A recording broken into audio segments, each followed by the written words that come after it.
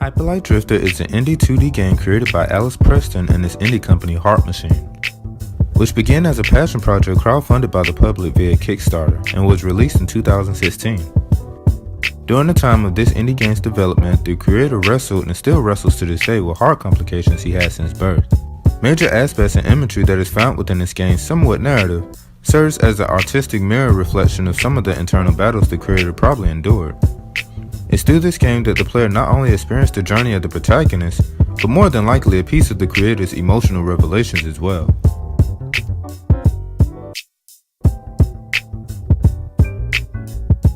Just like many indie games nowadays, the story is not clear nor obviously spelled out for the player to understand. There is no dialogue or words presented.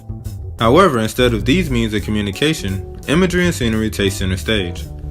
There is an old saying that states that a picture is worth 1,000 words, and this game utilizes that figure of speech quite literally. When you interact with different people in this world, pictures are shown to convey the characters' backstories and a lot of times, a boss that you will face later on in that section of the world. But if I could piece the story together, I would say Hyperlightdrifter is a tale about a warrior who is trying to undo a catastrophe that led to the inhabitants of the land residing in a post-apocalyptic state. The enemy being the enigmatic manifestation of his sickness that grows stronger with each step he takes going forward. This is shown to the player through constant reminders and segments where the drifter begins coughing up blood. Defeating what is causing death and destruction to others and the mass production of monsters who want to destroy life is the drifter's mission. However, I believe the black energy, or what I like to think of as a virus, is an analogy to something more. In this game, you see other warriors who have died possibly due to the same sickness the main character has, which is portrayed by the seemingly eerie pitch black smoke that protrudes from the characters. This means that others have, or still is walking a similar path that the main protagonist is walking. Some unfortunately did not live to complete their journey, while others are still fighting, leaving you to complete what others have failed. Hyperlightdrifter has some of the most beautiful pixelated visuals that I've seen in the game, with its different variations of neon colors and little details that adds charms to this indie title. While exploring, it is good when you can take a moment to stop and just take in what you are seeing. There are moments and areas that could be their own set of exquisite art pieces to be displayed at an art gallery. I took notice that each of the regions that the player goes into contains a different atmosphere and color palette reminiscent of the 4 seasons. The eastern region being a representation of summer, the western region being an interpretation of spring, with the southern region being represented as fall due to the color of the landscape, and lastly, the northern region being a representation of winter, due to its location and display of snow. Even though these areas are quite detailed, my first impression of what I saw at the beginning of the game easily takes the cake. The dark and bright colors that pop out giving you the equivalent of the night sky, and the moment when the player first gained control of the protagonist while sitting in the stormy night still to me is breathtaking.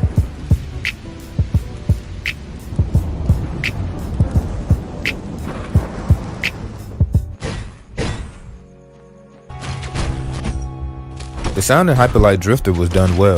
The sound effects feel a bit crunchy, especially when slicing an enemy and hearing it connect. Some of the sounds that the enemies give off are cues for the player to move. Most of the time though, you will hear what I can describe as the sound of inserting a Nintendo cartridge into a Super Nintendo.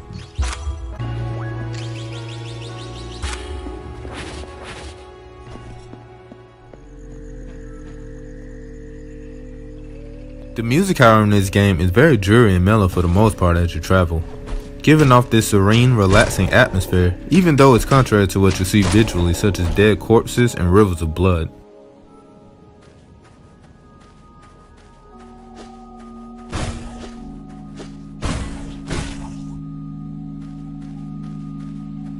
Other songs that play is this upbeat and semi-fast paced song that sounds like a horse galloping to battle.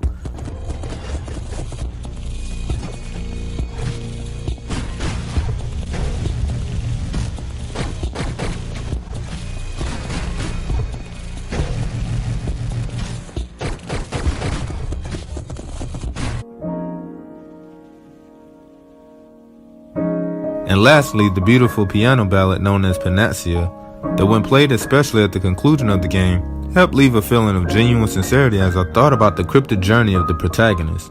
I highly recommend that you go check out the original soundtrack of this game, beautifully handcrafted by Disasterpiece.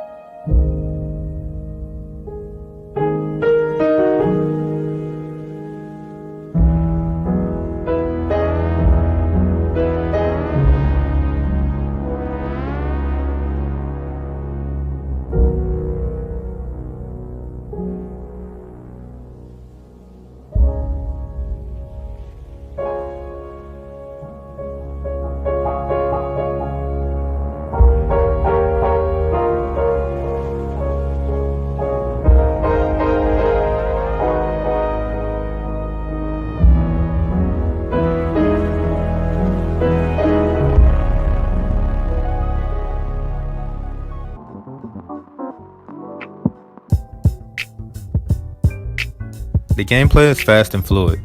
You start off with what appears to be a lightsaber and a pistol for offense, and the ability to dash as a means of evasive maneuvers. Later on, as you progress and collect these golden pieces, you will be able to obtain upgrades. These are very important to find and collect. If the player does not take the time out to attain as much of these as possible, the bosses and enemies will not hesitate to severely punish you for being unprepared for what they would dish out to you. Some of my favorite and useful upgrades I recommend investing in is first the dash upgrade, which will allow the player to dash continuously, requiring precise timing and rhythm to do so. Secondly, I would recommend you getting the ability to deflect incoming projectiles. There are many enemies that are going to be taking shots at you. Lasers, arrows, and even missiles from rocket launchers. So if you're not already a veteran in this game, it's best you make these upgrades top priority because the enemies are going to be coming at you with everything in their arsenal, including their numbers. As you traverse the land, there are 4 main pillars located in the 4 corners of the world: north, south, east, and west. And within each region, 4 black pillars are to be located and unlocked in order to face off against the region's boss who currently is ruling there. Each region has a platform the player can utilize to quickly teleport to other areas of greater distance. Some of the issues faced in the gameplay came to the realization of my own shortcomings. And not necessarily due to the game itself, but how much the player is willing to explore and strategize how to approach or adapt to various situations. One example is the exploration factor. Out of fear of missing out on what I could discover, I would find myself standing on the edge of every cliff and running into every corner on the screen for the possibility of discovering a hidden passage. Another example would be due to a lack of awareness, such as dashing off cliffs from time to time and losing track of all what's going on the screen when a good number of enemies with their attack patterns come at you all at once. The screen would turn into a smorgasbord of neon pixelated action, and to make things even worse, you will be trapped in a small compacted area during these segments. You have to maneuver and stay focused at all times or it could be your end. Oh, and you will die many times in this game.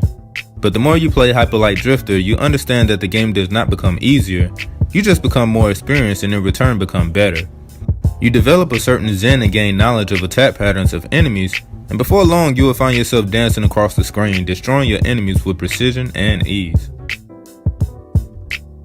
Hyperlightdrifter is a masterpiece that does not overstay its welcome. Its symbolism through its gorgeous look, engaging gameplay, backed by its music not only makes the game fun, but surprisingly enough could evoke emotions from the player unaware. The journey and pilgrimage the player undergoes to understand the mysteries of this world and characters is what this game does and does well.